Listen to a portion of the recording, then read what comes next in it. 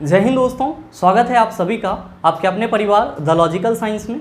मैं हूं आलोक सिंह आतिश और आज के इस वीडियो सेशन से हम लोग अपने एक नए सेशन की शुरुआत करने जा रहे हैं। जी हाँ दोस्तों, आप सबों का ये स्पेशल डिमांड था कि सर बायो की भी कुछ क्लासेस होनी चाहिए और बहुत सारे मित्रों का ये कहना था कि सर कम से कम यूथ पब्लिकेशन का जो बायो का सेक्शन है उसमें जो इम्पोर्टेंट पोर्शन है उसको आप एक बार करा दो। तो बिल्कुल आज से हम लोग यूथ पब्लिकेशन के जो बायो सेक्शन के इम्पोर्टेंट पोर्शन है उसको भी करेंगे और पार्ट वाइज करेंगे। मैं आपको बता दूं कि आज के इस वीडियो सेशन में हम लोग यूथ पब्लिकेशन के बायो सेक्शन से जो आपका डाइजेशन चैप्टर है उसके पार्ट 1 को डिस्कस कर रहे होंगे, जिसमें हम लोग 10 महत्वपूर्ण क्वेश्चन को सॉल्व करेंगे जो कि आपका पूरे के पूरे थ्योरी बेस्ड होगा।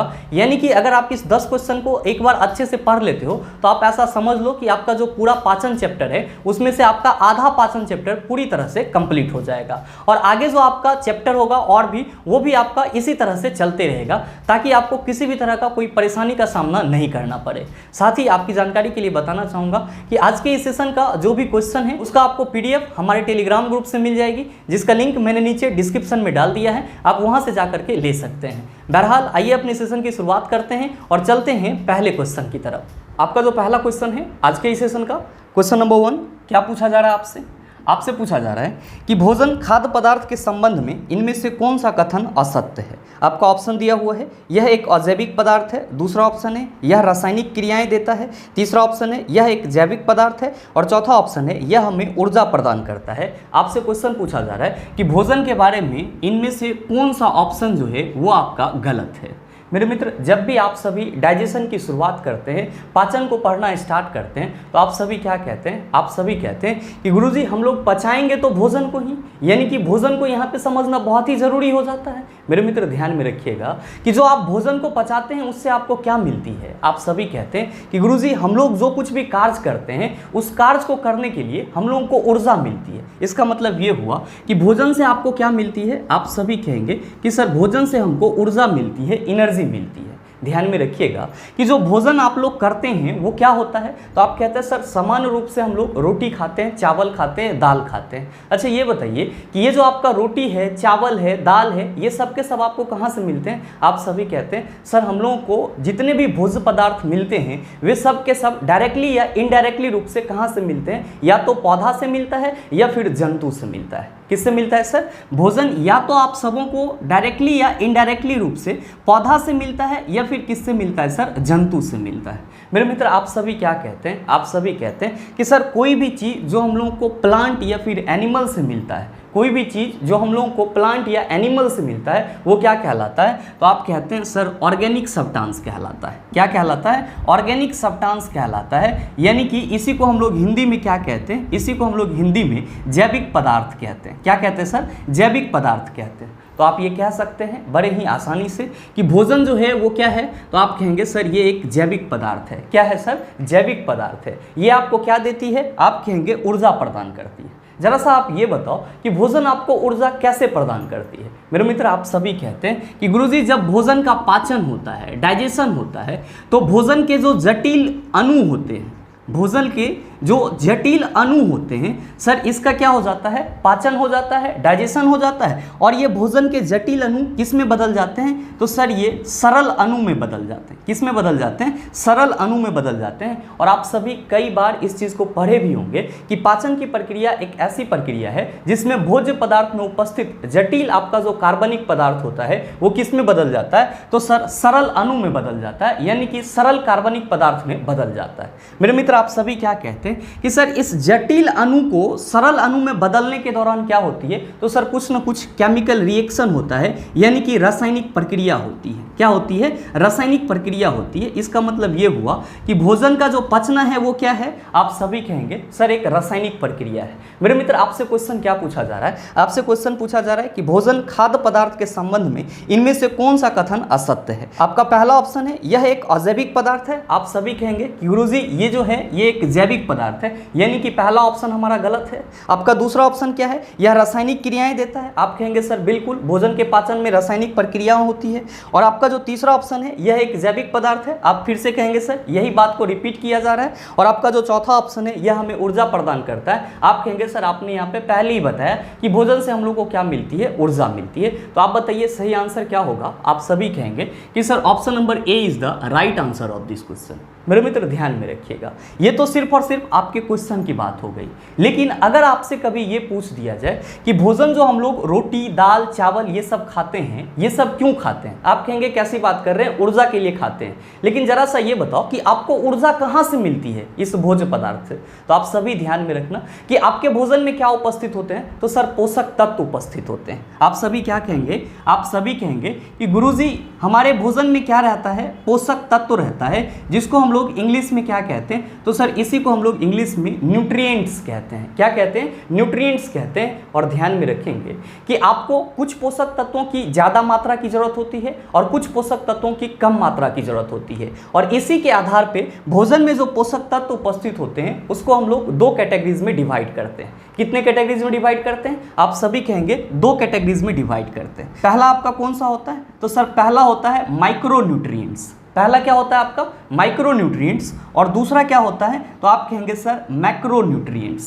पहला आपका क्या होगा सर, माइक्रोन्यूट्रिएंट्स, और दूसरा क्या होगा, मैक्रोन्यूट्रिएंट्स। ध्यान में रखिएगा, इसको भी समझना बहुत ही आसान है। आप सबों को मालूम है कि आपके बॉडी में विटामिन की कम मात्रा में जरूरत होती है, या फिर जो मिनरल्स होता है उसकी भी कम मात्रा में जरूरत होती है। तो ऐसे पोषक तत्व जिसको आपका शरीर कम मात्रा में अवशोषित करता है उसको हम लोग क्या कहते हैं, उसको हम लोग माइक्रोन्यूट्रिएंट्स कहते हैं। और इसका एग्जाम्पल क्या हो जाएगा, तो आप कहेंगे सर विटामिन और जो खनिज लवण है यानी कि जो मिनरल्स है वो किसके एग्जाम्पल हैं, माइक्रोन्यूट्रिएंट्स के एग्जाम्पल हैं। साथ ही ध्यान में रखेंगे कि ऐसा पोषक तत्व जिसको आपका शरीर बहुत ज़्यादा मात्रा में अवशोषित करता है क्या कहलाता है, मैक्रोन्यूट्रिएंट्स कहलाता है। क्या कहलाता है, मैक्रोन्यूट्रिएंट्स कहलाता है। यहाँ पे मैक्रो का मतलब ही हो जाता है बहुत ज़्यादा। क्या हो जाता है सर, बहुत ज़्यादा। और आप सबों को मालूम है कि आपके बॉडी में लंबे समय तक ऊर्जा के लिए आपको क्या चाहिए, आप कहेंगे सर कार्बोहाइड्रेट चाहिए। क्या चाहिए, कार्बोहाइड्रेट चाहिए।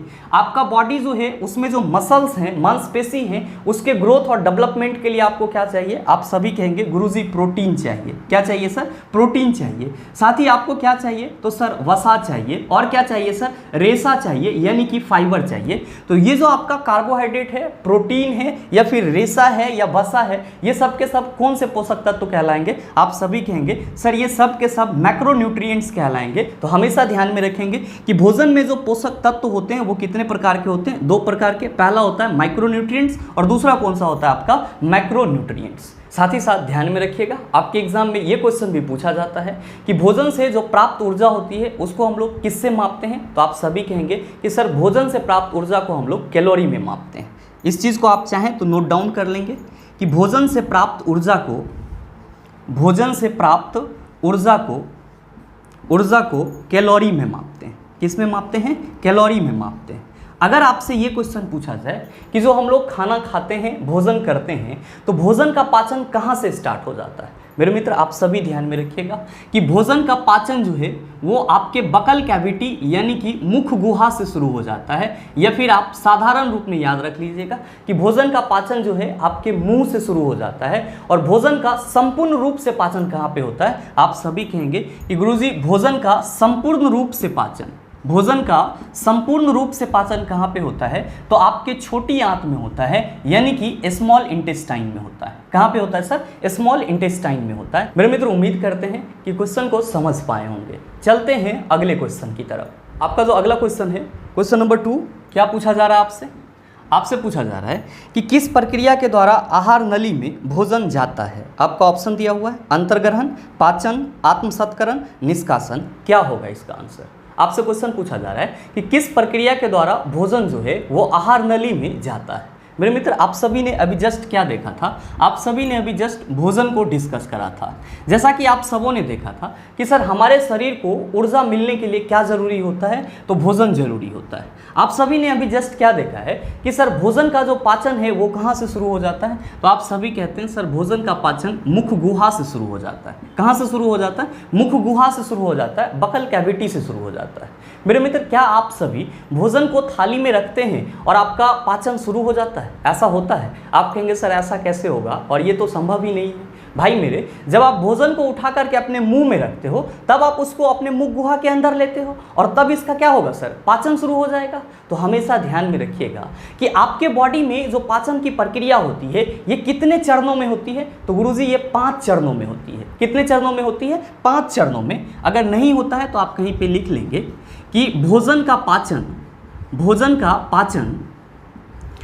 5 चरणों में संपन्न होता है। 5 चरणों में संपन्न होता है। अब आप सभी के मन में चल रहा होगा कि गुरुजी ये 5 चरण क्या है? ध्यान में रखिएगा, इसी को हम लोग इंग्लिश में क्या कहते हैं? इसी को हम लोग इंग्लिश में 5 स्टेप कहते हैं। ध्यान में रखिएगा कि जब हम लोग भोजन के पाचन के पहले स्टेप की बात करते हैं तो पहला स्टेप आपका कौन सा होता है? पहला होता है आपका इंजेशन। पहला क्या होता है? इंजेशन, जिसको हम लोग हिंदी में क्या कहते हैं? तो सर इसी को हम लोग हिंदी में अंतर्ग्रहण कहते हैं।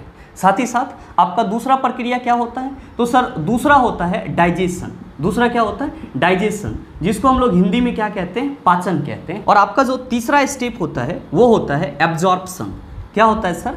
एब्जॉर्प्शन। इसको हम लोग हिंदी में क्या कहते हैं? अवशोषण कहते हैं। क्या कहते हैं? अवशोषण कहते हैं। साथ ही साथ ध्यान में रखिएगा कि आपका जो चौथा स्टेप होता है वो होता है एसिमिलेशन। क्या होता है?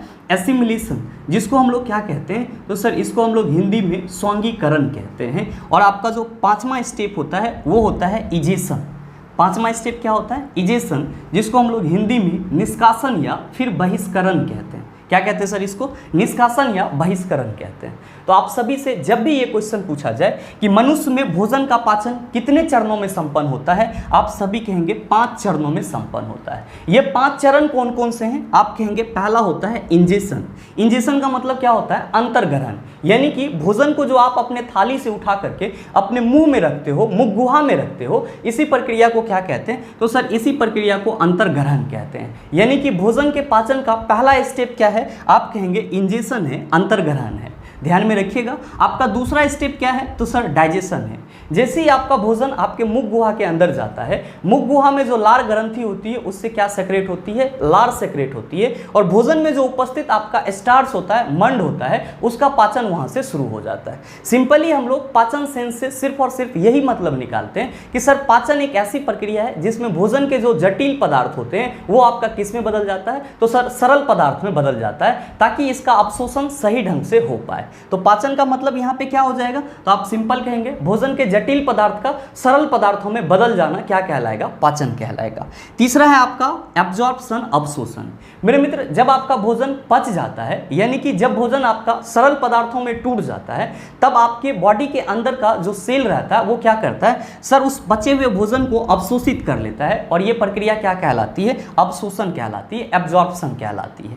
और फिर आपका चौथा स्टेप क्या होता है? एसिमिलेशन होता है, जिसको हम लोग हिंदी में क्या कहते हैं? स्वांगीकरण कहते हैं। जैसे ही आपके बॉडी के अंदर का सेल भोजन को अवशोषित करता है तो फिर उससे वो ऊर्जा निकालने का काम करना शुरू कर देता है। और ये जो ऊर्जा निकालने वाला काम होता है इसी को हम लोग क्या कहते हैं? एसिमिलेशन, स्वांगीकरण कहते हैं। मेरे मित्र ध्यान दीजिएगा कि आपका 5वां स्टेप है इजेशन। इस प्रक्रिया में क्या होता है कि आपके बॉडी के अंदर कुछ अपचे भोजन भी होते हैं जिसका पाचन नहीं हो पाता है, और ये क्या कहलाते हैं? ये अपच भोजन कहलाते हैं। और यही भोजन आपके बॉडी से टाइम टू टाइम क्या होता है? मल के रूप में बाहर निकलते रहता है। और ये जो आपका अपचा भोजन को समय समय पर बॉडी से बाहर निकालने की प्रक्रिया है, इसी को आप क्या कहते हैं? इजेशन कहते हैं, निष्कासन कहते हैं। यानी कि आपके बॉडी में जो पाचन की प्रक्रिया होती है वो इसी 5 चरण में संपन्न होती है। आपसे क्वेश्चन क्या पूछा जा रहा है? आपसे क्वेश्चन पूछा जा रहा है कि किस प्रक्रिया के द्वारा आहार नली में भोजन जाता है। आपका पहला ऑप्शन है अंतर्ग्रहण, दूसरा ऑप्शन है पाचन, तीसरा ऑप्शन है आत्मसत्करण और चौथा ऑप्शन है निष्कासन। आप सभी क्या कहेंगे? आप सभी कहेंगे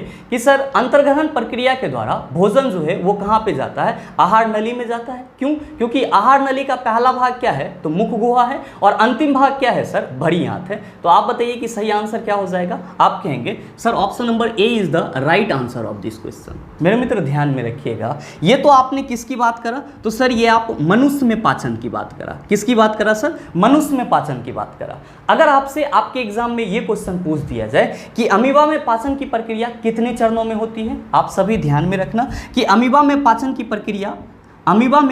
प्रक्रिया 3 चरणों में क्या होती है, कंप्लीट हो जाती है। अब ये 3 चरण कौन कौन सा होता है, तो पहला चरण होता है आपका अंतर्ग्रहण का। पहला चरण कौन सा होता है, अंतर्ग्रहण का। दूसरा होता है आपका पाचन और तीसरा होता है आपका निष्कासन। तो हमेशा ध्यान में रखना है कि अमीबा में जो पाचन की प्रक्रिया होती है वो 3 चरणों में कंप्लीट होती है, अंतर्ग्रहण, पाचन और निष्कासन। साथ ही साथ ध्यान में रखेंगे कि अमीबा में भोजन को बॉडी के अंदर लेने के लिए कोई स्पेशल ऑर्गन नहीं होता, कोई स्पेशल भाग नहीं होता, यानी कि अमीबा जो है वो भोजन का अंतर्ग्रहण अपने बॉडी के हर एक पार्ट से कर सकती है या किसी भी भाग से कर सकती है। ध्यान में रखिएगा कि अगर आपसे ये क्वेश्चन पूछा जाए कि पैरामीशियम में भोजन के अंतर्ग्रहण के लिए स्पेशल भाग जो होता है उसको क्या कहा जाता है, तो आप सभी कहेंगे कि पैरामीशियम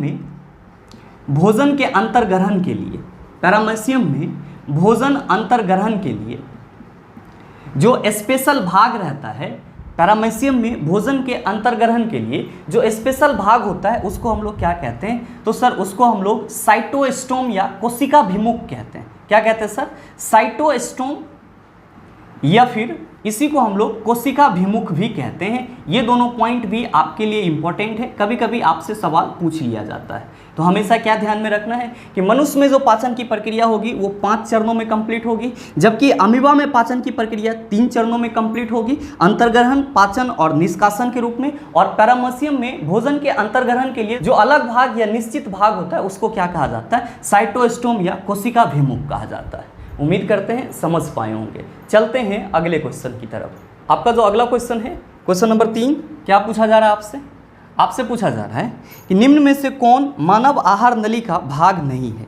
आपका ऑप्शन दिया हुआ है मुख गुहिका, वायु कोशिका, पित्ताशय, बड़ी आंत। क्या होगा इसका आंसर, आपसे क्वेश्चन पूछा जा रहा है कि इनमें से कौन सा मानव आहार नली का हिस्सा नहीं है, भाग नहीं है। आप सभी क्या कहेंगे, आप सभी कहेंगे कि गुरुजी ये आहार नली क्या होता है, आहार नली क्या होता है। ध्यान में रखिएगा, इसी को इंग्लिश में हम लोग क्या कहते हैं, इसी को हम लोग इंग्लिश में एलिमेंट्री कैनाल कहते हैं। क्या कहते हैं, एलिमेंट्री कैनाल कहते हैं।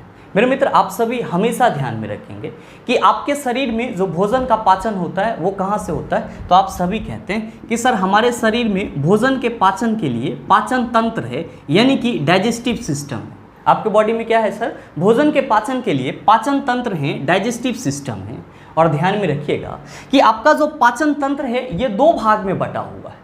पूरा का पूरा जो आपका डाइजेस्टिव ट्रैक्ट है, पूरा का पूरा जो डाइजेस्टिव सिस्टम है ये कितने पार्ट में बटा हुआ है, आप सभी याद रखेंगे कि गुरुजी ये 2 पार्ट में बटा हुआ है। और पहला आपका क्या कहलाता है, तो पहला आपका आहार नली कहलाता है, एलिमेंट्री कैनाल कहलाता है। और दूसरा आपका क्या कहलाता है, तो सर दूसरा जो है वो एसोसिएटेड डाइजेस्टिव ग्लैंड कहलाता है। दूसरा क्या कहलाता है आपका, एसोसिएटेड डाइजेस्टिव ग्लैंड कहलाता है। मेरे मित्र ध्यान में रखिएगा कि एसोसिएटेड डाइजेस्टिव ग्लैंड को हम लोग क्या कहते हैं हिंदी में, इसको हम लोग हिंदी में सहसंबंध पाचक ग्रंथियां कहते हैं। क्या कहते हैं सर, सहसंबंध पाचक ग्रंथियां कहते हैं। इसका मतलब ये हुआ कि वैसी ग्रंथियां जो भोजन के पाचन में सहायता करती है क्या कहलाती है, एसोसिएटेड डाइजेस्टिव ग्लैंड, सहसंबंध पाचक ग्रंथियां कहलाती है। मेरे मित्र ध्यान में रखेंगे कि आपका जो आहार नली होता है, एलिमेंट्री कैनाल होता है, इसमें कौन कौन से पार्ट आ जाते हैं, तो आप सभी कहेंगे कि सर हमारा जो मुख गुहा है, बकल कैविटी है, साथ ही जो हमारा ग्रास नली है, जो हमारा ग्रास नली है, या फिर जो हमारा छोटी आंत है, जो हमारा छोटी आंत है, या फिर जो आपका बड़ी आंत है, साथ ही साथ जो अमाशय है, ये सब के सब किस में आ जाते हैं, आप कहेंगे सर ये सब के सब आहार नली का हिस्सा है, यानी कि एलिमेंट्री कैनाल का हिस्सा है। या आप सरल रूप में ये कह सकते हो कि मुख गुहा से लेकर के बड़ी आंत तक का जो हिस्सा होता है, पाचन तंत्र में मुख गुहा से लेकर के बड़ी आंत तक का जो हिस्सा होता है उसी को हम लोग क्या बोलते हैं, एलिमेंट्री कैनाल बोलते हैं, आहार नाल बोलते हैं। और ध्यान में रखिएगा कि आपके आहार नाल की कुल लंबाई कितनी होती है, आप सभी कहेंगे गुरुजी 30 फीट होती है। कितनी होती है, 30 फीट होती है। तो कभी कभी ये क्वेश्चन भी पूछ लिया जाता है कि मनुष्य के आहार नाल की लंबाई कितनी होती है, आप कहेंगे 30 फीट होती है। कहां से कहां तक फैली हुई रहती है, मुख गुहा से लेकर बड़ी आंत तक फैली हुई रहती है। आप सभी के मन में चल रहा होगा कि सर इस एसोसिएटेड डाइजेस्टिव ग्लैंड में कौन कौन सा ग्रंथि आ जाता है। तो ध्यान में रखिएगा कि आपके बॉडी में जो लार ग्रंथि है, आपके बॉडी में जो लार ग्रंथि है जिससे क्या निकलता है, लार निकलता है, ये क्या है, आपका सहसंबंध पाचक ग्रंथियां हैं। ये आपका मेन एलिमेंट्री कैनाल का हिस्सा नहीं है। साथ ही ध्यान में रखेंगे कि आपके बॉडी में जो यकृत है जिसको आप इंग्लिश में लीवर कहते हो, ये भी क्या है सर, एक प्रकार का ग्रंथि है। और लीवर को क्या बोला जाता है, आपके शरीर का सबसे बड़ा ग्रंथि बोला जाता है। साथ ही आपके बॉडी में जो अग्नाशय है, जो आपका अग्नाशय है जिसको आप इंग्लिश में पेनक्रियाज कहते हो, जो आप इंग्लिश में पेनक्रियाज कहते हो, ये सब के सब क्या कहलाते हैं, तो सर ये सब के सब सहसंबंध पाचक ग्रंथियां कहलाते हैं। ध्यान में रखिएगा कि पेनक्रियाज अग्नाशय को क्या बोला जाता है, शरीर की दूसरी सबसे बड़ी ग्रंथि बोला जाता है। तो अगर आपसे ये क्वेश्चन पूछा जाए कि शरीर की सबसे बड़ी ग्रंथि कौन सी है, आप कहेंगे यकृत। शरीर की दूसरी सबसे बड़ी ग्रंथि कौन है, तो आप कहेंगे अग्नाशय। ये जो आपका लार ग्रंथि, यकृत, अग्नाशय है, ये क्या है, आप कहेंगे एसोसिएटेड डाइजेस्टिव ग्लैंड है, यानी कि सहसंबंध पाचक ग्रंथियां हैं। मेरे मित्र, आपसे क्वेश्चन क्या पूछा जा रहा है, आपसे क्वेश्चन पूछा जा रहा है कि निम्न में से कौन मानव आहार नली का भाग नहीं है। आपका पहला ऑप्शन दिया हुआ है मुख गुहिका, आप कहेंगे सर बिल्कुल ये हमारे आहार नली का हिस्सा है। साथ ही आपका दूसरा ऑप्शन दिया हुआ है वायु कोशिका, आप कहेंगे सर ये तो हमारे फेफड़ा से संबंधित होगा, लंग से होगा, ये तो हमारे आहार नाल का हिस्सा नहीं होगा। और आपका जो तीसरा ऑप्शन है वो है पित्ताशय, आप सभी कहते हैं कि सर पित्ताशय जो है वो हमारे डाइजेस्टिव सिस्टम का हिस्सा है। किसका हिस्सा है सर, डाइजेस्टिव सिस्टम का हिस्सा है। और ये क्या करता है सर, पित्ताशय में जो पित्त रस रहता है वो हमारे भोजन के पाचन में सहायक होता है। तो हम ये कह सकते हैं कि सर ये भी हमारे आहार नल का हिस्सा है। ध्यान में रखिएगा, अगर आपसे ये क्वेश्चन पूछ लिया जाए कि जो आपका यकृत है जिससे पित्तरस निकलता है वो आपका कौन सा ग्लैंड है, तो आप सभी क्या कहेंगे, सहसंबंध पाचक ग्रंथियां हैं, एसोसिएटेड डाइजेस्टिव ग्लैंड है। साथ ही आपके ऑप्शन में जो बड़ी आंत है, आप फिर से कहेंगे कि सर बड़ी आंत किसका हिस्सा है, तो हमारे एलिमेंट्री कैनाल का हिस्सा है, आहार नाल का हिस्सा है। तो आप बताइए कि सही आंसर क्या होगा। आप सभी कहेंगे कि sir option number B is the right answer of this question. ध्यान में रखिएगा, अगर आपसे ये क्वेश्चन पूछा जाए कि आहार नाल का सबसे लंबा भाग क्या होता है, आहार नाल का सबसे लंबा भाग क्या होता है, सबसे लंबा भाग क्या होता है, तो आप सभी क्या कहेंगे,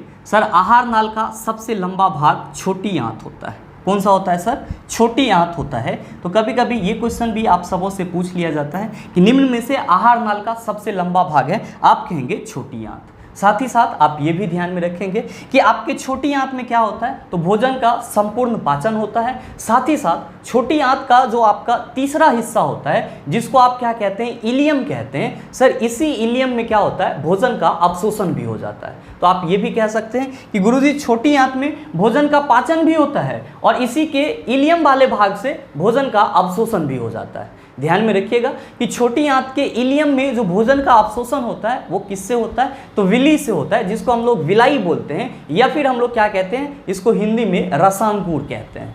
उम्मीद करते हैं समझ पाए होंगे। चलते हैं अगले क्वेश्चन की तरफ। आपका जो अगला क्वेश्चन है, क्वेश्चन नंबर 4, क्या पूछा जा रहा है आपसे, आपसे पूछा जा रहा है कि दंत बल्क दंत इनामेल किससे बना होता है। आपका ऑप्शन दिया हुआ है पोटेशियम फॉस्फेट, दूसरा ऑप्शन है कैल्शियम फॉस्फेट, तीसरा ऑप्शन है फेरस सल्फेट और चौथा ऑप्शन है सोडियम फॉस्फेट। क्या होगा इसका आंसर। आपसे क्वेश्चन पूछा जा रहा है कि जो दंत बल्क होता है जिसको हम लोग इंग्लिश में इनामेल कहते हैं, ये किससे बना होता है। मेरे मित्र, आप सभी हमेशा ध्यान में रखना कि आपके दांत का जो ऊपरी सतह होता है, आपके दांत का जो ऊपरी सतह होता है उसी को हम लोग क्या कहते हैं, उसी को हम लोग दंतवल्क या इनामेल कहते हैं। और ये दंतवल्क किससे बना होता है, तो आप सभी कहेंगे कि सर ये कैल्शियम फॉस्फेट से बना होता है। किससे बना होता है, कैल्शियम फॉस्फेट से बना होता है। तो आप बताइए कि आपके इस क्वेश्चन का सही आंसर क्या हो जाएगा। आप सभी कहेंगे sir option number B is the right answer of this question. मेरे मित्र ध्यान में रखिएगा कि ये जो आपका दांत है, तो आप सभी के मन में चल रहा होगा कि गुरुजी ये बताओ कि हमारा जो दांत है ये हमारे पाचन तंत्र के कौन से भाग का हिस्सा है। हमेशा ध्यान में रखिएगा कि आपका पाचन तंत्र कहाँ से स्टार्ट होता है। आप सभी कहेंगे कि गुरुजी मुख गुहा से स्टार्ट हो जाता है, यानी कि बकल कैविटी से स्टार्ट हो जाता है। कहाँ से स्टार्ट होता है? बकल कैविटी से स्टार्ट होता है, जिसको हम लोग सामान्य भाषा में मुंह भी कहते हैं। आप सभी कहेंगे कि सर हमारे मुख गुहा में मेनली रूप से 3 चीज़ देखने को मिलता है। पहला कौन सा चीज़ होता है? तो पहला होता है आपका दांत, दूसरा क्या होता है सर? तो दूसरा होता है आपका जीभ, और तीसरा क्या होता है? आप कहेंगे सर तीसरा होता है लार ग्रंथि। ध्यान में रखिएगा कि लार ग्रंथि को इंग्लिश में क्या कहते हैं? सलेवरी ग्लैंड्स कहते हैं। आप सभी कहेंगे कि सर ये बताओ कि दांत का कार्य क्या होता है। ध्यान में रखिएगा कि दांत का कार्य होता है भोजन को चबाना। दांत का क्या कार्य होता है? तो सर इसका काम होता है भोजन को चबाना, या फिर कह सकते हैं भोजन को काटना। आप सभी के मन में चल रहा होगा कि गुरुजी ये बताओ कि हमारे पास दांत के कितने प्रकार हैं। आप सभी ध्यान में रखना कि आपके पास दांत के टोटल 4 प्रकार हैं। कितने प्रकार हैं? 4 प्रकार। कौन कौन सा? तो पहला है आपका कृंतक। पहला कौन सा है? कृंतक। दूसरा है आपका रदनक, और तीसरा है आपका अग्रचवर्णक। तीसरा क्या है आपका? अग्रचवर्णक। और चौथा क्या है आपका? चवर्णक। चौथा क्या है? चवर्णक। ध्यान में रखिएगा कि कृंतक को इंग्लिश में हम लोग इंसीजर कहते हैं, और रदनक को हम लोग इंग्लिश में कैनाइन कहते हैं, और अग्रचवर्णक को इंग्लिश में हम लोग प्रीमोलर कहते हैं। क्या कहते हैं? प्रीमोलर। और चवर्णक को हम लोग क्या कहते हैं? तो सर इसको मोलर कहते हैं। तो कोई भी आपसे ये पूछे कि दांत कितने प्रकार के होते हैं, आप कहेंगे 4 प्रकार के, कृंतक, रदनक, अग्रचवर्णक और चवर्णक। साथ ही ध्यान में रखिएगा कि दांत का कार्य क्या होता है। आप कहेंगे भोजन को चबाना या काटना। मेरे मित्र, दांत जो है वो आपके जबड़े में धंसा हुआ रहता है। तो दांत का जो पार्ट आपके जबड़े में धंसा हुआ रहता है, जैसे मान लीजिए कि ये अगर आपका टीथ है तो ये वाला भाग क्या होगा सर? जबड़ा में धंसा हुआ रहेगा।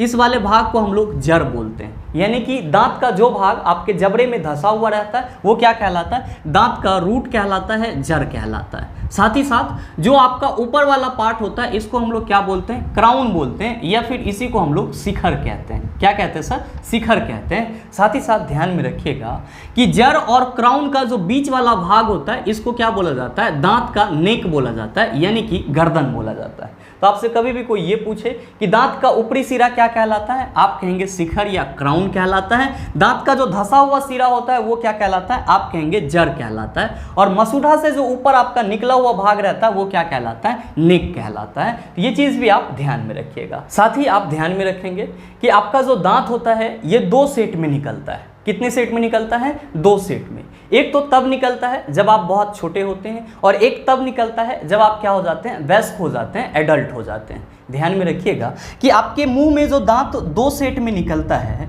आपके मुंह में जो दांत 2 सेट में निकलता है, तो पहला सेट क्या कहलाता है? आप कहेंगे पहला सेट दूध का दांत कहलाता है। पहला सेट क्या कहलाता है? दूध का दांत कहलाता है, जिसको इंग्लिश में क्या कहते हैं? मिल्क टीथ कहते हैं। और दूध के दांत की संख्या कितनी होती है? आप सभी कहेंगे कि गुरुजी दूध के दांत की संख्या 20 होती है। ध्यान में रखिएगा कि दूध का दांत किस उम्र में निकलता है? तो आप सभी कहेंगे कि सर 3 वर्ष के आयु तक दूध का दांत का जो सेट होता है वो क्या होता है? निकल जाता है। साथ ही 5-6 वर्ष के आयु तक पहुंचते पहुंचते ये दूध का दांत गिरना भी शुरू हो जाता है। साथ ही आपका जो दूसरा सेट होता है दांत का वो क्या कहलाता है? आप कहेंगे सर अस्थाई दांत कहलाता है। और अगर आपसे कोई ये पूछ दे कि अस्थाई दांत की संख्या कितनी होती है, तो आप सबों ने कई बार बोला होगा कि एक चपाटा लगेगा तो जितना भी बतीसी है वो पूरा का पूरा गिर जाएगा। यानी कि वयस्क आदमी के मुंह में अस्थाई दांत की संख्या कितनी होती है? आप कहेंगे 32 होती है। तो आप सभी ध्यान में रखेंगे कि अस्थाई दांत की संख्या कितनी होती है? 32 होती है। साथ ही साथ आप ये भी ध्यान में रखिएगा कि अगर आप सही से ब्रश वगैरह नहीं करते हैं तो आपके दांत में क्या होता है? तो सर क्षरण भी होना शुरू हो जाता है, जिसको हम लोग क्या कहते हैं? दंत क्षय कहते हैं। ध्यान में रखेंगे कि जब आपके मुंह का पीएच लेवल 5.5 से कम हो जाता है, क्या ध्यान में रखेंगे कि जब आपके मुंह का पीएच लेवल 5.5 से कम हो जाता है, 5.5 से कम हो जाता है, तो आपके दांतों में क्या शुरू हो जाती है? सरसरन शुरू हो जाती है, जिसको हम लोग क्या कहते हैं? दंत क्षय कहते हैं। आप कहेंगे कि सर ये दंत क्षय होता कैसे है? तो ध्यान में रखिएगा, जब आप खाना वगैरह खाते हैं और खाना का कुछ कण आपके दांतों में फंसा हुआ रह जाता है, तो वो जो खाना का फंसा हुआ कण है वो आपके मुंह के लार के साथ क्रिया करके किस में बदल जाता है? अम्ल में बदल जाता है। किस में बदल जाता है? अम्ल में बदल जाता है। और ये अम्ल क्या करता है? कैल्शियम फॉस्फेट के साथ रिएक्ट करना शुरू कर देता है, जिसके चलते आपका जो दांत का ऊपरी सतह होता है, दंतबल्क होता है, वो कमजोर पड़ना शुरू हो जाता है। और आप सभी क्या कहते हो? आप सभी कहते हो कि सर दांतों में सड़न होना शुरू हो गई। एक्चुअली ये जो आपके मुंह में अम्ल बन रहा है वो कैल्शियम फॉस्फेट के पीएच लेवल को क्या कर देता है सर? डाउन कर देता है। कितना डाउन करता है तो सड़न शुरू हो जाता है? आप कहेंगे 5.5 तक ले जाता है तो सड़न क्या हो जाता है? स्टार्ट हो जाता है। इसी को हम लोग क्या कहते हैं? दंत क्षय भी कहते हैं, या इंग्लिश में टूथ डिके भी कहते हैं। तो आप इस चीज का भी ख्याल रखिएगा। साथ ही अगर आपसे कोई ये पूछ दे कि जरा सा ये बताओ कि मछली जो होता है वो क्या होता है? आप कहेंगे गुरुजी मछली जो है वो होमोडोंट होता है। मछली क्या होता है सर? होमोडोंट होता है, यानी कि समदांती होते हैं। इसका मतलब क्या हुआ कि मछली के मुंह में जो दांत होता है वो सर सभी दांत एक ही प्रकार के होते हैं, यानी कि एक ही शेप में होते हैं। और अगर किसी भी जीव में दांतों का सेट समान रूप से है, यानी कि एक ही शेप में है, तो उसको क्या बोला जाता है? होमोडोंट बोला जाता है, यानी कि समदांती बोला जाता है। और अगर आपसे ये क्वेश्चन पूछा जाए कि मनुष्य क्या होता है, तो आप सभी कहेंगे कि मनुष्य जो है वो हेट्रोडेंट होता है, यानी कि विषमदांती होता है, या फिर थिकोडेंट होता है, या फिर डाइफोडेंट होता है। तो आप ये तीनों चीज ध्यान में रखेंगे। ऐसे आपके एग्जाम में सिंपल सा क्वेश्चन पूछा जाता है कि मनुष्य निम्नलिखित में से क्या होते हैं? आपके ऑप्शन में विषमदांती या हेट्रोडोंट लिखा हुआ रहता है, तो आप हेट्रोडोंट को टिक कर सकते हैं, या फिर अपने कंसेप्ट के लिए आप याद रख सकते हैं कि मनुष्य जो है वो हेट्रोडेंट, थिकोडेंट और साथ ही साथ क्या होता है? डाइफोडेंट होता है। उम्मीद करते हैं समझ पाए होंगे। चलते हैं अगले क्वेश्चन की तरफ। आपका जो अगला क्वेश्चन है, क्वेश्चन नंबर 5, क्या पूछा जा रहा है आपसे? आपसे पूछा जा रहा है कि स्वादिष्ट भोजन देखकर मुंह में पानी आ जाता है, यह है हार्मोन संबंधी प्रतिक्रिया, दूसरा है स्नायु संबंधी प्रतिक्रिया, तीसरा ऑप्शन है दृष्टि संबंधी प्रतिक्रिया, और चौथा ऑप्शन है घ्राण सूंघने संबंधी प्रतिक्रिया। आप सभी क्या कहेंगे? आप सभी कहेंगे कि सर भोजन को देख करके हम लोगों के मुंह में पानी आ जाता है, ये सिर्फ और सिर्फ किसके चलते होता है? तो हमारे नर्वस सिस्टम के चलते होता है, यानी कि स्नायु संबंधी प्रतिक्रिया के चलते होता है। तो आप बताइए कि आपके इस क्वेश्चन का सही आंसर क्या होगा? आप सभी कहेंगे sir option number B is the right answer of this question. आप में से बहुत सारे मित्रों के मन में चल रहा होगा कि हम कैसे मान लें कि भोजन को देख करके हमारे मुंह में पानी आ जाता है, यह हमारे स्नायु संबंधी प्रतिक्रिया है। मेरे मित्र ध्यान में रखिएगा कि आपके पहले ऑप्शन में जो दिया हुआ है हार्मोन संबंधी प्रतिक्रिया, तो हार्मोन तो आपका एक उत्तेजक पदार्थ है और इसका काम क्या होता है? उत्तेजना लाना होता है। तो भोजन को देख करके आपके मुंह में पानी आ रहा है, इसमें तो सर उत्तेजना की कोई जरूरत ही नहीं है। फिर आपका जो दूसरा पॉइंट है उसमें है स्नायु संबंधी प्रतिक्रिया। मेरे मित्र आप सभी अपने नर्वस सिस्टम के बारे में क्या कहते हो? आप सभी कहते हो कि सर हमारे बॉडी में जितनी भी प्रक्रियाएं होती है वे सारी प्रक्रियाएं किससे कंट्रोल होती हैं? तंत्रिका तंत्र से कंट्रोल होती हैं। और यहाँ पे जो हम टेस्ट के प्रति ज़्यादा अट्रैक्ट हो रहे हैं, यानी कि भोजन को देख करके हमारे मुंह में पानी आ जा रहा है, तो हमको ये चीज़ मालूम पड़ रहा है कि हम उस भोजन को पहले से खाए हुए हैं और जो भोजन हमारे सामने है उसका टेस्ट बहुत अच्छा है, तो ये टेस्ट हमको फिर से मिल जाए, इसीलिए आपके मुंह में पानी आता है। ये सिग्नल कौन भेज रहा है? आप कहेंगे सर नर्वस सिस्टम भेज रहा है, यानी कि सही आंसर क्या होगा? ऑप्शन नंबर बी होगा। आप कहेंगे कि सर हमारा तीसरा ऑप्शन दृष्टि संबंधी प्रतिक्रिया, तो सर इसके नाम से ही स्पष्ट है, देखने के लिए जो हम लोग प्रतिक्रिया करेंगे वो क्या कहलाएगा? दृष्टि संबंधी प्रतिक्रिया कहलाएगा। आपका जो चौथा ऑप्शन है उसमें दिया हुआ है सूंघने संबंधी प्रतिक्रिया, तो आप सभी क्या कहेंगे? सर सूंघने के लिए जो हम लोग प्रतिक्रिया करेंगे वो क्या कहलाएगा? सूंघने संबंधी प्रतिक्रिया कहलाएगा। ध्यान में रखिएगा कि आप सभी जो ये कह रहे हैं कि हमको स्वादिष्ट भोजन देख करके मुंह में पानी आ जा रहा है, ये हमारे स्नायु संबंधी प्रतिक्रिया के कारण हो रहा है। तो एक्चुअली ये जो आप स्वादिष्ट भोजन कह रहे हैं, तो आप ये बताएं कि स्वाद का आप पता कैसे करते हैं? टेस्ट का पता कैसे करते हैं? आप सभी खट से जवाब देंगे कि सर हमारे मुंह में बकल कैविटी में टेस्ट को डिटेक्ट करने के लिए ही क्या दिया गया है? तो सर जीभ दिया गया है, जिसको हम लोग क्या कहते हैं सर? टंग बोलते हैं। क्या कहते हैं सर? टंग बोलते हैं। ध्यान में रखिएगा, कोई आपसे पूछे कि जीभ क्या होता है, आप कहेंगे एक मस्कुलर संरचना है, यानी कि आप कह सकते हैं मांसपेशीय संरचना है, जिसका पिछला भाग किससे जुड़ा हुआ रहता है? तो आपके ग्रसनी से जुड़ा हुआ रहता है, और जीभ का जो अगला भाग होता है वो पूरी तरह से क्या होता है? स्वतंत्र होता है। इसीलिए इसीलिए कोई भी कुछ आसानी से बोल देता है। ध्यान में रखिएगा कि सर जब हम लोग जीभ से स्वाद डिटेक्ट करने की बात करते हैं तो आप सभी के मन में ये क्वेश्चन आ रहा होगा कि जरा सा ये बताओ कि जीभ जो है वो किसके सहायता से स्वाद का पहचान कर पाता है। ध्यान में रखेंगे कि जीभ में क्या होते हैं सर, बहुत सारे स्वाद कलियां पाए जाते हैं। जीभ में क्या होता है, बहुत सारे स्वाद कलियां पाए जाते हैं, जिसको हम लोग क्या कहते हैं, तो सर इसको हम लोग टेस्ट बड कहते हैं। क्या कहते हैं सर, टेस्ट बड कहते हैं। और यही क्या करता है सर, स्वाद को डिटेक्ट करता है। ध्यान में रखिएगा कि आपके जीभ के अग्रभाग से, आपके जीभ के आगे वाले भाग से आपको कौन सा स्वाद का पता चलता है। आप कहेंगे गुरुजी मीठा स्वाद का पता चलेगा। और जो जीभ का पीछे वाला भाग होगा उससे आपको किस स्वाद का पता चलेगा। आप कहेंगे सर कड़वा स्वाद का पता चलेगा। किसका पता चलेगा, कड़वा स्वाद का पता चलेगा। और जो बगल वाला भाग है सर, बगल वाले भाग से आपको कैसा पता चलेगा टेस्ट का, तो सर खट्टा टेस्ट का, साथ ही साथ नमकीन टेस्ट का पता चलेगा।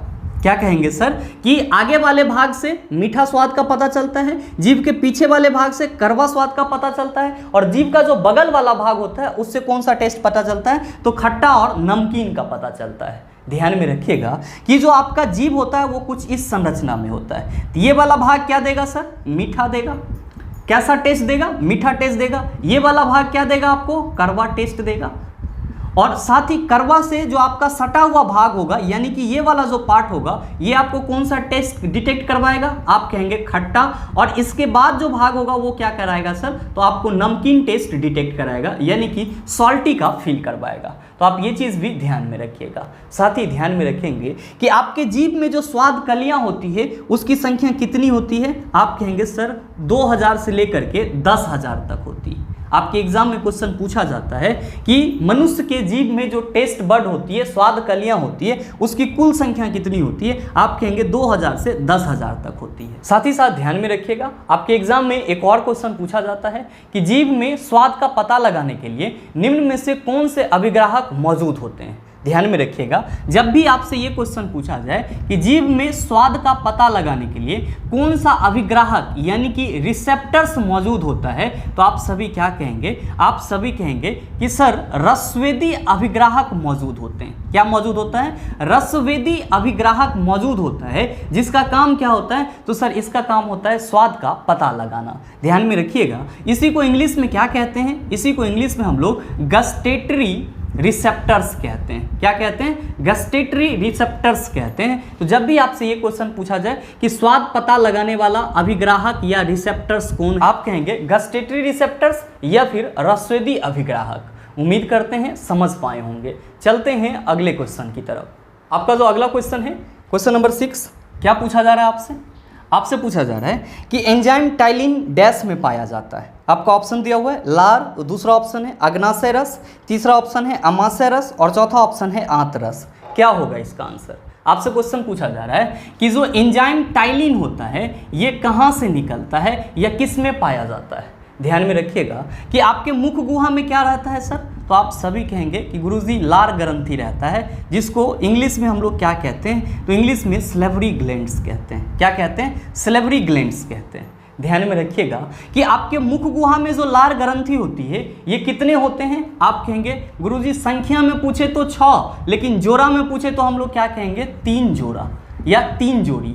तो आप ये हमेशा ध्यान में रखेंगे कि आपके मुख गुहा में जो लार ग्रंथि है वो कितना है। आप कहेंगे 3 जोड़ी या फिर 6 है। आप कहेंगे सर ये लार ग्रंथि कौन कौन से हैं, तो ध्यान में रखिएगा उसमें से आपका पहला है सबलिंगुअल सलेवरी ग्लैंड्स, दूसरा है आपका सब मैक्सिलियरी सलेवरी ग्लैंड्स और तीसरा है आपका पैरोटिड ग्लैंड्स। तीसरा क्या है, पैरोटिड ग्लैंड्स। तो जब भी आपसे कोई ये पूछे कि मनुष्य में 3 जोड़ी लार ग्रंथि कौन कौन सी हैं, आप कहेंगे पहला है सबलिंगुअल, दूसरा है सब मैक्सिलियरी और तीसरा है सर पैरोटिड ग्लैंड्स। ध्यान में रखिएगा इसका इंग्लिश और हिंदी प्रोनाउंसिएशन दोनों ही सेम है। आप सभी कहेंगे कि सर ये बताओ कि लार ग्रंथि से क्या निकलता है। आपको ध्यान में रखना है कि लार ग्रंथि से लार निकलता है, जिसको हम लोग क्या कहते हैं, सैलिवा कहते हैं। और यही सैलिवा भोजन के साथ क्या होता है, मिक्स हो जाता है, जिसके चलते मुंह में आपका भोजन क्या हो जाता है, गीला हो जाता है और उसको आपको निगलने में आसानी होती है। ध्यान में रखिएगा कि आपका जो लार है इसमें क्या सब रहता है सर। आप सभी कहेंगे कि सर हमारे लार में 99% जल रहता है। 99% क्या रहता है, जल रहता है, जबकि 1% इंजाइम रहता है। 1% इसमें क्या रहता है, इंजाइम रहता है। और मेरे मित्र ध्यान में रखिएगा कि आपके लार में जो 1% इंजाइम रहता है, इसमें दो तरह के एंजाइम सेक्रेट्स होते हैं, स्रावित होते हैं। वो कौन कौन सा है? तो पहला है आपका टाइलिन। पहला कौन सा है? टाइलिन, जिसको हम लोग क्या कहते हैं, जिसको हम लोग एमाइलेज भी कहते हैं। क्या कहते हैं सर? एमाइलेज भी कहते हैं। और दूसरा आपका क्या होता है? तो सर दूसरा होता है आपका लाइसोजाइम। दूसरा क्या होता है? लाइसोजाइम होता है। तो जब भी आपसे ये क्वेश्चन पूछा जाए कि आपका जो लार है उसमें कितने तरह के एंजाइम पाए जाते हैं, आप कहेंगे दो तरह के। कौन कौन सा? टाइलिन या एमाइलेज, या फिर कहेंगे लाइसोजाइम।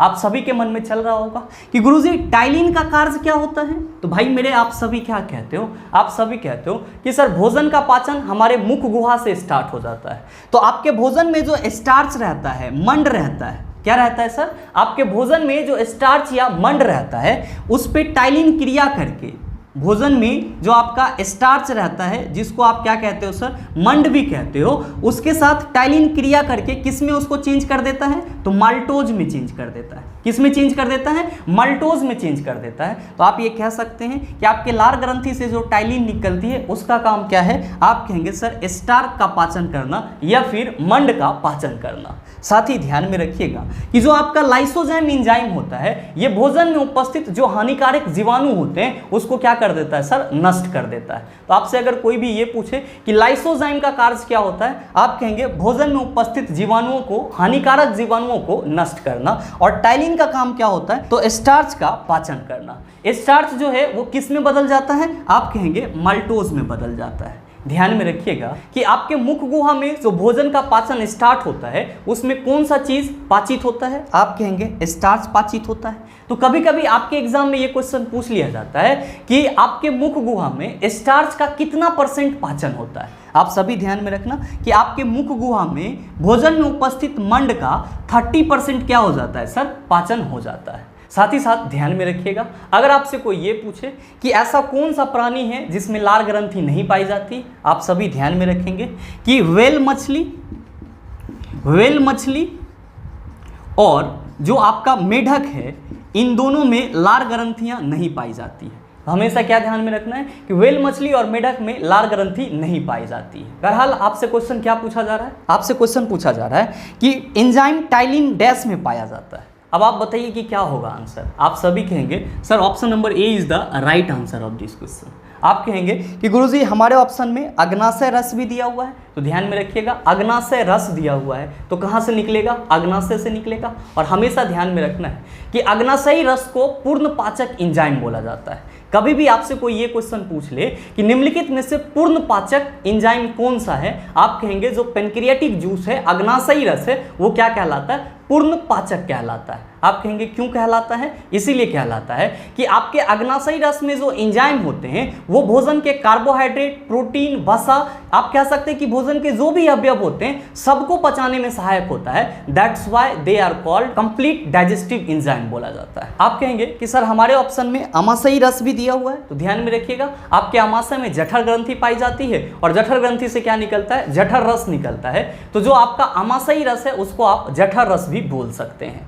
नेक्स्ट है आपका आंतरस। ध्यान में रखेंगे आंतरस कहां से निकलता है? तो सर ये आंत ग्रंथि से निकलता है। कहां से निकलता है? आंत ग्रंथि से, जिसको इंग्लिश में क्या कहते हैं? तो सर इसी को हम लोग इंग्लिश में इंटेस्टिनल ग्लैंड कहते हैं। क्या कहते हैं सर? इंटेस्टिनल ग्लैंड कहते हैं। तो आप इसको भी ध्यान में रखिएगा। उम्मीद करते हैं समझ पाए होंगे। चलते हैं अगले क्वेश्चन की तरफ। आपका जो अगला क्वेश्चन है क्वेश्चन नंबर 7, क्या पूछा जा रहा है? आपसे पूछा जा रहा है कि भोजन नली की दीवारों के संकुचन और प्रसरण को डैश गति कहा जाता है। आपका ऑप्शन दिया हुआ है क्रमाकुंचन, दूसरा ऑप्शन है जठर संबंधी, तीसरा ऑप्शन है दोलनी, चौथा ऑप्शन है अनुशीतलन। क्या होगा इसका आंसर? आपसे क्वेश्चन पूछा जा रहा है कि भोजन नली की दीवारों के संकुचन और प्रसरण को डैश गति कहा जाता है। मेरे मित्र आप सभी कहेंगे कि गुरुजी पहले ये बताओ कि भोजन नली किसको बोलते हैं? भोजन नली किसको बोलते हैं? ध्यान में रखिएगा इसी को इंग्लिश में हम लोग फूड पाइप कहते हैं, यानी कि जिसके द्वारा खाना आपके आमाशय में जाता है। कहाँ से आमाशय में जाता है? तो मुख गुहा में जो लार से सना हुआ भोजन रहता है वो फूड पाइप के थ्रू, यानी कि भोजन नली के थ्रू कहाँ जाता है? तो आमाशय में जाता है, स्टमक में जाता है। ध्यान में रखिएगा कि भोजन नली को हम लोग एक और नाम से जानते हैं और इसी को क्या बोलते हैं, ग्रास नली बोलते हैं। और ग्रास नली को हम लोग इंग्लिश में ओसोफेगस कहते हैं। क्या कहते हैं, ओसोफेगस कहते हैं। ध्यान में रखिएगा कि आपके मुख गुहा में जो लार से सना हुआ भोजन रहता है, जो लार से सना हुआ भोजन रहता है, वो निगल द्वार यानी कि गुलेट के द्वारा, निगल द्वार को इंग्लिश में हम लोग क्या कहते हैं, गुलेट कहते हैं। तो जो लार से सना हुआ भोजन रहता है, जैसे ही आप उसको निगलते हो तो वो कहाँ से जाता है सर, तो निगल द्वार से जाता है। और ये निगल द्वार कहाँ पे खुलता है, आप सभी कहेंगे कि सर यही निगल द्वार जो है कहाँ पे खुल जाता है, तो भोजन नली में या फिर ग्रास नली में खुल जाता है। मेरे मित्र ध्यान में रखिएगा कि यहाँ पे निगल द्वार के द्वारा जैसे ही लार से सना हुआ भोजन आपके ग्रास नली या फूड पाइप में पहुँचता है, तो ग्रास नली या फूड पाइप का जो दीवार होता है उसमें क्या होना शुरू हो जाता है, तो सर संकुचन या प्रसरण होना शुरू हो जाता है। संकुचन या प्रसरण होना शुरू हो जाता है। संकुचन या प्रसरण बोले तो दब जाना, फैल जाना, दब जाना, फैल जाना, क्या कहलाता है, संकुचन या प्रसरण कहलाता है। तो ये चीज़ कब होता है, तो सर जब हमारे भोजन नली में या ग्रास नली में भोजन पहुंचता है, तो भोजन नली या ग्रास नली की जो दीवारें होती हैं उसमें संकुचन या प्रसरण उत्पन्न होना शुरू हो जाता है। और इसी संकुचन या प्रसरण के चलते आपका जो भोजन है वो क्या होता है सर, नीचे जाना शुरू कर देता है। यानी कि कहाँ जाना शुरू कर देता है, अमाशय में जाना शुरू कर देता है। मेरे मित्र ध्यान में रखिएगा कि ये जो यहाँ पे ग्रास नली में संकुचन और प्रसरण हो रहा है, जिसके चलते भोजन अमाशय में जा रहा है, इस गति को क्या कहते हैं, तो सर इस गति को हम लोग क्रमाकुंचन कहते हैं। क्या कहते हैं, क्रमाकुंचन कहते हैं। इंग्लिश में इसी को हम लोग पेरिस्टेलिसिस कहते हैं। क्या कहते हैं सर, पेरिस्टेलिसिस कहते हैं। तो आपसे क्वेश्चन क्या पूछा जा रहा है, आपसे क्वेश्चन पूछा जा रहा है कि भोजन नली की दीवारों के संकुचन और प्रसरण को डैश गति कहा जाता है। आप कहेंगे क्रमाकुंचन गति कहा जाता है। तो सही आंसर क्या होगा, आप सभी कहेंगे sir option number A is the right answer of this question. बस आपको ध्यान में रखना है कि आपके मुख गुहा में जो लार से सना हुआ भोजन होता है, जैसे ही आप उसको निगलते हो तो वो सर निगल द्वार के द्वारा कहाँ पे पहुंच जाता है, ग्रास नली में पहुंच जाता है। और जैसे ही भोजन ग्रास नली में पहुंचता है, ग्रास नली के दीवारों में क्या होता है, संकुचन और प्रसरण होना शुरू हो जाता है, जिसके चलते भोजन आपका नीचे धंसते चला जाता है। और इसी गति को क्या कहा जाता है, क्रमाकुंचन गति या इंग्लिश में पेरिस्टेलिसिस कहा जाता है। मेरे मित्र ध्यान में रखिएगा कि भोजन जो है वो ग्रास नली होते हुए कहाँ पे जाता है, तो आप सभी कहेंगे कि सर भोजन जो है वो ग्रास नली होते हुए हमारे अमाशय में पहुंच जाता है, यानी कि एस्टमक में पहुंच जाता है। आपसे कभी कभी क्वेश्चन पूछ लिया जाता है कि हमारे एस्टमक में भोजन के कौन से अवयव का पाचन होता है। ध्यान में रखिएगा कि आपके एस्टमक में भोजन का जो वसा या फिर जो प्रोटीन होता है उसका पाचन होता है। तो आप सभी क्या कहेंगे कि हमारे एस्टमक में भोजन के वसा और प्रोटीन का पाचन होता है। उम्मीद करते हैं समझ पाए होंगे। चलते हैं अगले क्वेश्चन की तरफ। आपका जो अगला क्वेश्चन है, क्वेश्चन नंबर 8, बड़ा ही आसान सा क्वेश्चन ये भी आपसे पूछा जा रहा है कि मनुष्य के पाचन तंत्र में उत्सर्जित अम्ल कौन सा होता है। आपका ऑप्शन है सल्फ्यूरिक अम्ल, नाइट्रिक अम्ल, एंटासिड, हाइड्रोक्लोरिक अम्ल। क्या होगा इसका आंसर। आपसे क्वेश्चन पूछा जा रहा है कि आपके पाचन तंत्र में उत्सर्जित अम्ल कौन सा होता है। आप सभी ध्यान में रखना कि भोजन जो है वो आपके ग्रास नली के सहायता से कहाँ पे पहुँच जाता है, तो सर हमारे अमाशय में पहुँच जाता है। कहाँ पे पहुँच जाता है, अमाशय में, जिसको इंग्लिश में क्या कहते हैं, एस्टमक कहते हैं। ध्यान में रखेंगे कि आपके अमाशय में क्या रहता है, तो सर आपके अमाशय में जठर ग्रंथि रहती है। क्या रहती है सर, जठर ग्रंथि रहती है, जिसको इंग्लिश में हम लोग क्या कहते हैं, तो सर इसको हम लोग इंग्लिश में गैस्ट्रिक ग्लैंड्स कहते हैं। क्या कहते हैं, गैस्ट्रिक ग्लैंड्स कहते हैं। ध्यान में रखिएगा कि इस जठर ग्रंथि के द्वारा क्या निकलता है, तो सर जठर रस निकलता है। क्या निकलता है, जठर रस निकलता है। और ये जो आपका जठर रस रहता है, इसमें क्या सब रहता है, तो सर इसमें HCl होता है, श्लेष्मा होता है, साथ ही साथ क्या रहता है सर, निष्क्रिय पेप्सिनोजोन रहता है। क्या रहता है, निष्क्रिय पेप्सिनोजोन रहता है। तो अगर आपसे कोई ये पूछ दे कि आपके जठर ग्रंथि से जो जठर रस निकलती है उसमें क्या सब रहता है, आप कहेंगे HCl रहता है, श्लेष्मा रहता है और निष्क्रिय पेप्सिनोजोन रहता है। ध्यान में रखिएगा HCl क्या है, आप कहेंगे सर हाइड्रोक्लोरिक अम्ल है। तो ये कहाँ से निकल रही है? तो सर ये हाइड्रोक्लोरिक अम्ल हमारे पाचन तंत्र से निकल रही है। आपसे क्वेश्चन क्या पूछा जा रहा है? क्वेश्चन पूछा जा रहा है कि मनुष्य के पाचन तंत्र में उत्सर्जित अम्ल कौन सा है? आपका ऑप्शन क्या सब दिया हुआ है? पहला ऑप्शन है सल्फ्यूरिक अम्ल, दूसरा ऑप्शन है नाइट्रिक अम्ल। आप सभी कहेंगे कि सर यहाँ पे तो हाइड्रोक्लोरिक अम्ल होता है, यानी कि सल्फ्यूरिक अम्ल गलत हो जाएगा, नाइट्रिक अम्ल भी गलत हो जाएगा, और हमारा जो तीसरा ऑप्शन है एंटासिड। तो सर जब हम लोग अपच की स्थिति में होते हैं, यानी कि जब हम लोगों के पेट में एसिडिटी हो जाती है, तब हम लोग किसका घोल लेते हैं? तो एंटासिड का घोल लेते हैं। तो यहाँ पे एंटासिड भी नहीं होगा, होगा क्या सर? आप सभी कहेंगे sir option number D is the right answer of this question. मेरे मित्र ध्यान में रखिएगा कि आपके आमाशय में भोजन के कौन से अवयव का पाचन होता है? आप सभी कहेंगे, अभी जस्ट मैंने आपको बताया भी है कि आपके आमाशय में भोजन का जो वसा होता है और साथ ही साथ जो प्रोटीन होता है वो कहाँ पे पाचित हो जाता है? आमाशय में पाचित हो जाता है। और आमाशय में जो पचा हुआ भोजन होता है उसको हम लोग क्या कहते हैं? तो सर उसको हम लोग काइम कहते हैं। क्या कहते हैं सर? काइम। काइम बोले तो गाढ़ा लई जैसा हो जाना। मतलब क्या हुआ कि आपके आमाशय में जो भोजन के अवयव वसा और प्रोटीन का पाचन होता है, उसके बाद जो आपका पचा हुआ भोजन होता है वो किसके जैसा हो जाता है? तो आप कहेंगे सर गाढ़ा लई के जैसा हो जाता है। और गाढ़ा लई को हम लोग क्या कहते हैं? काइम कहते हैं। ध्यान में रखिएगा कि आपके आमाशय के जठर ग्रंथि से कौन सा रस निकलता है? जठर रस निकलता है। तो ये जो आपका HCl श्लेष्मा और निष्क्रिय पेप्सिनोजोन जठर रस का अवयव है, इसमें ये निष्क्रिय पेप्सिनोजोन HCl के साथ रिएक्ट करके, यानी कि HCl के उपस्थिति में ये क्या हो जाता है सर एक्टिव पेप्सिन में बदल जाता है। और ये पेप्सिन किसको पचाता है? तो सर प्रोटीन को पचाता है। ध्यान में रखिएगा कि आपके आमाशय में जो वसा का पाचन होता है वो कौन से एंजाइम से होता है? तो सर आमाशय में वसा का पाचन लाइपेज से होता है। किससे होता है सर? लाइपेज से होता है। साथ ही साथ आपके एग्जाम में कभी कभी ये क्वेश्चन पूछ लिया जाता है कि जब भोजन काइम में बदल जाता है तो काइम का नेचर कैसा होता है? आप सभी क्या कहेंगे कि सर भोजन जो है वो आमाशय में काइम में बदल रहा है, यानी कि भोजन का पाचन जब आमाशय में हो जा रहा है तब हम लोग कह रहे हैं कि जो पचा हुआ भोजन है वो काइम कहलाएगा। तो आप देख रहे हैं कि आमाशय में भोजन के पाचन में कौन कौन सा चीज लगता है? आप कहेंगे सर HCl लगता है, श्लेष्मा लगता है और निष्क्रिय पेप्सिनोजोन लगता है। यहाँ पे जो HCl है इसका प्रवृत्ति कैसा है? आप कहेंगे सर कैसी बात कर रहे हैं, अम्लीय है। तो आपसे क्वेश्चन पूछा जाता है कि काइम की प्रकृति कैसी होती है? आप कहेंगे कि गुरुजी काइम की प्रकृति अम्लीय होती है। काइम की प्रकृति कैसी होती है सर? अम्लीय होती है। तो आप इस चीज का भी ख्याल रखना। साथ ही साथ आप सभी ध्यान में रखना कि आपका जो स्टमक होता है, आमाशय होता है, ये 3 भाग में बटा हुआ रहता है। कितने भाग में बटा हुआ रहता है? 3 भाग में बटा हुआ रहता है। कौन कौन सा भाग? तो सर आमाशय का जो पहला भाग होता है वो कार्डियक कहलाता है।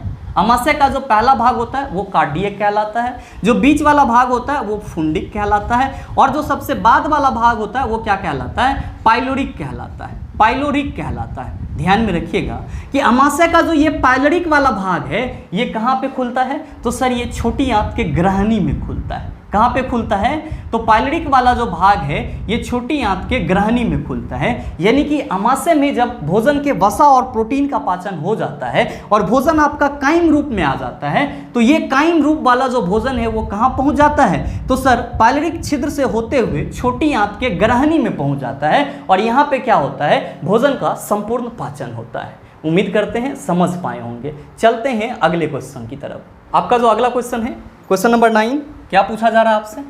आपसे पूछा जा रहा है कि मानव में भोजन और हवा के लिए समान मार्ग है। आपका ऑप्शन दिया हुआ है कंठ नली, दूसरा ऑप्शन है नासा गुहा, तीसरा ऑप्शन है ग्रास नली और चौथा ऑप्शन है ग्रस नली। क्या होगा इसका आंसर? आपसे क्वेश्चन पूछा जा रहा है कि आप लोगों के शरीर में भोजन और हवा दोनों को जाने के लिए एक ही समान मार्ग कौन सा है? यानी कि भोजन और हवा जो है वो एक ही मार्ग किससे जाता है? मेरे मित्र ध्यान में रखिएगा कि आपके मुख गुहा का, यानी कि बकल कैविटी का, मुख गुहा का पिछला भाग क्या कहलाता है?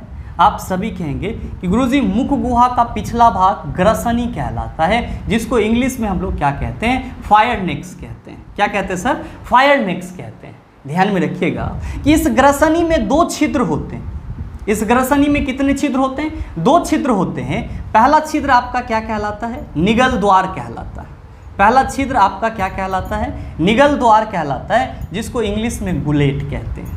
और दूसरा छिद्र क्या कहलाता है? दूसरा छिद्र आपका कंठ द्वार कहलाता है, जिसको इंग्लिश में हम लोग ग्लॉटिस कहते हैं। क्या कहते हैं? ग्लॉटिस कहते हैं। ध्यान में रखेंगे कि निगल द्वार कहाँ पे खुलता है? तो सर ये ग्रास नली में खुलता है। यानी कि फूड पाइप में खुलता है। और जो आपका कंठ द्वार है ये कहाँ पे खुलता है? तो सर ये श्वसन नली में खुलता है। कहाँ पे खुलता है? श्वसन नली में खुलता है। श्वसन नली आपका कौन सा नली होता है? तो सर जिसके सहारे आप सांस लेते हैं। और ग्रास नली आपका कौन सा नली होता है? तो सर जिसके सहारे भोजन जो है वो आमाशय में पहुंचता है। आप सभी देख रहे हैं कि हमारे बॉडी में भोजन और हवा दोनों को जाने के लिए एक ही कॉमन रास्ता है। और वो कॉमन रास्ता क्या है? तो सर वो कॉमन रास्ता ग्रसनी है। और इसी ग्रसनी में क्या है सर? 2 छिद्र हैं। और वो क्या कहलाता है? तो निगल द्वार और कंठ द्वार कहलाता है। तो आपसे जो क्वेश्चन पूछा जा रहा है उसका सही आंसर क्या होगा? आप कहेंगे कि सर हमसे पूछा जा रहा है कि मानव में भोजन और हवा के लिए समान मार्ग है। आप कहेंगे सर ग्रसनी समान मार्ग है। तो सही आंसर क्या होगा? ऑप्शन नंबर डी हो जाएगा। उम्मीद करते हैं समझ पाए होंगे। चलते हैं अगले क्वेश्चन की तरफ। आपका जो अगला क्वेश्चन है, क्वेश्चन नंबर 10, क्या पूछा जा रहा है आपसे? आपसे पूछा जा रहा है कि निम्न जानवरों में से किसकी अपेक्षाकृत अधिक लंबी आंत है? आपका ऑप्शन दिया हुआ है लोमड़ी, बाघ, कुत्ता, खरगोश। क्या होगा इसका आंसर? मेरे मित्र आप सभी ध्यान में रखना कि जब भी हम लोग आंत की बात करते हैं, किसकी बात करते हैं सर? आंत की बात करते हैं, इंटेस्टाइन की बात करते हैं, तो आप सभी क्या कहते हैं? आप सभी कहते हैं कि गुरुजी आंत जो है ये 2 प्रकार के होते हैं। पहला होता है छोटी आंत, पहला क्या होता है? छोटी आंत। और दूसरा होता है बड़ी आंत। पहला क्या होता है आपका? छोटी आंत, जिसको इंग्लिश में क्या कहते हैं? स्मॉल इंटेस्टाइन कहते हैं। क्या कहते हैं? Small intestine. और बड़ी आंत को इंग्लिश में आप क्या कहते हैं? लार्ज इंटेस्टाइन कहते हैं। क्या कहते हैं? लार्ज इंटेस्टाइन कहते हैं। ध्यान में रखेंगे कि छोटी आंत में 3 भाग होता है सर। छोटी आंत में कितने भाग होता है? 3 भाग। कौन कौन सा? तो आपका होता है ड्यूडेनम, दूसरा होता है जेजुनम और तीसरा होता है इलियम। और छोटी आंत में क्या होता है? तो भोजन का संपूर्ण पाचन होता है। भोजन का संपूर्ण पाचन होता है। आपसे कभी भी कोई पूछे भोजन का संपूर्ण पाचन कहाँ पे होता है? छोटी आंत में होता है। जबकि बड़ी आंत जो है इसको हम लोग इंग्लिश में क्या कहते हैं? Large intestine. और इसके 2 इंपॉर्टेंट भाग होते हैं। पहला होता है कोलोन और दूसरा होता है आपका रेक्टम। दूसरा क्या होता है सर? रेक्टम, जिसको हम लोग हिंदी में मलाशय भी बोलते हैं। मेरे मित्र ध्यान में रखिएगा कि जो आपका शाकाहारी जंतु होता है, जो आपका शाकाहारी जंतु होता है उसमें छोटी आंत की जो लंबाई होती है, जो आपका शाकाहारी जंतु होता है उसमें जो छोटी आंत की लंबाई होती है वो क्या होती है सर? सर बड़ी होती है। और जो आपका मांसाहारी जंतु होता है उसमें छोटी आंत की लंबाई क्या होती है? तो सर छोटी आंत की लंबाई छोटी होती है। ये चीज़ आपको ध्यान में रखना है। क्या ध्यान में रखना है? कि जितने भी शाकाहारी जंतु होंगे उसमें छोटी आंत की लंबाई क्या होगी? बड़ी होगी। जबकि जितने भी मांसाहारी जंतु होंगे उसमें छोटी आंत की लंबाई क्या होगी सर? छोटी होगी। आप कहेंगे ऐसा क्यों? मेरे मित्र आप सभी शाकाहारी जंतु के बारे में क्या कहते हो? आप सभी कहते हो कि गुरुजी जितने भी शाकाहारी जंतु होते हैं वे अपना जीवन यापन साग सब्जी खा करके चलाते हैं। भाई मेरे, ये जो साग सब्जी खा रहा है प्रत्यक्ष या अप्रत्यक्ष रूप में, तो जो आपका प्लांट वगैरह होता है उसमें क्या होता है? आप सभी कहते हैं कि गुरुजी प्लांट में सेलुलोज होता है। क्या होता है? सेलुलोज होता है। और जितने भी शाकाहारी जंतु होते हैं वो भोजन के रूप में कहीं ना कहीं सेलुलोज खा रहा होता है।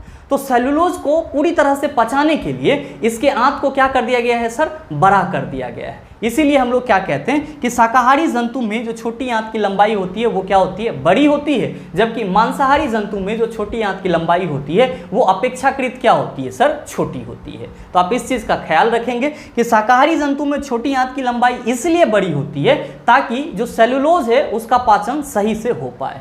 मेरे मित्र आपसे जो क्वेश्चन पूछा जा रहा है कि निम्न जानवरों में से किसकी अपेक्षाकृत अधिक लंबी आंत है? आप सभी कहेंगे कि सर लोमड़ी मांसाहारी में आएगा, बाघ जो है ये भी मांसाहारी में आएगा, कुत्ता सर ये भी तो मांस भी खाता है, रोटी भी खाता है, यानी कि ये सब चीज़ खाता है।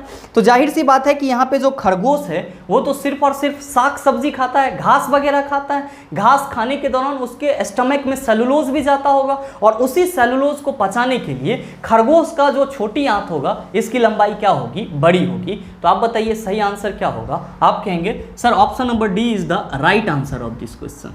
मेरे मित्र ध्यान में रखिएगा कि आपके छोटी आंत में भोजन का संपूर्ण पाचन तो होता ही होता है, साथ ही साथ भोजन का अवशोषण भी कहाँ होता है? तो सर छोटी आंत में ही होता है। कहाँ पे होता है सर? छोटी आंत में ही होता है। और साथ ही आप ये भी ध्यान में रखेंगे कि आपका जो बड़ी आंत है और इसका जो हिस्सा रेक्टम है, मलाशय है, इसमें क्या होता है सर, जो अपचा भोजन होता है वो अस्थायी रूप से आकर के स्टोर हो जाता है और टाइम टू टाइम शरीर से बाहर मल के रूप में वो निकलते रहता है। और ये जो मल बाहर निकलता है, इस प्रक्रिया को हम लोग क्या कहते हैं, बहिष्करण भी कहते हैं। मेरे मित्र, आज के सेशन में हम लोग इतना तक के ही क्वेश्चन को रखते हैं और उम्मीद करते हैं कि आप सारी चीज़ों को अच्छे से समझ पाए होंगे और आज आपने जितना भी क्वेश्चन डिस्कस करा है उसको आप आसानी से समझ पाए होंगे। अब इसके आसपास या इर्द गिर्द से कहीं से भी आपको सवाल दे दिया जाए तो मेरे ख्याल से आप उसका जवाब 100% दे सकते हैं। साथ ही उम्मीद ये भी करते हैं कि ये वीडियो आपको अच्छा लगा होगा। अगर आपको वीडियो अच्छा लगा होगा तो वीडियो को लाइक कीजिएगा, ज़्यादा से ज़्यादा शेयर कीजिएगा और हाँ, अगर आप चैनल पे नए हैं तो सब्सक्राइब करके बेल आइकन दबा लीजिएगा